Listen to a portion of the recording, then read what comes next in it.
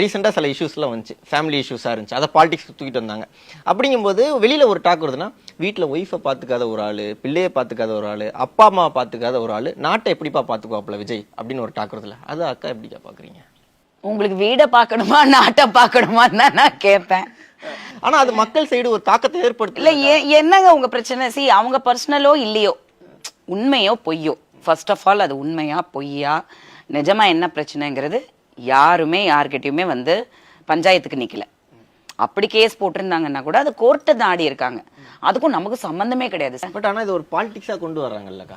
இது எப்படி பாலிடிக்ஸ்? ஒருத்தரோட கேரக்டர் பத்தி பேசுறது எப்படி பாலிடிக்ஸ்? இல்ல இது கிடையாது, அது கிடையாது நம்ம சொன்னாலுமே அரசியலுக்குள்ள வந்தா இதெல்லாம் சகஜமாப்பா. அவங்க வரவே இல்லையா அரசியலுக்குள்ள?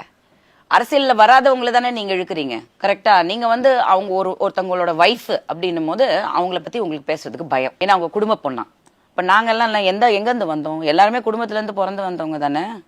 எங்களுக்கும் ஃபேமிலி இருக்குல்ல, எங்களுக்கும் பிள்ளைங்க இருக்காங்க, சிஸ்டர்ஸ் பிரதர்ஸ் இருக்காங்க, எங்களுக்கும் ஃபியூச்சர் இருக்குல்ல.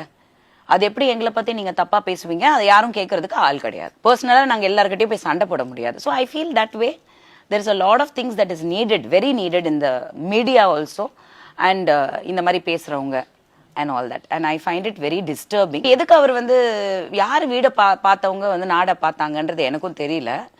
2 வீடு இருந்தா 2 வீடையும் பார்த்துட்டு நாடையும் பார்த்தவங்க நான் பார்த்திருக்கேன்.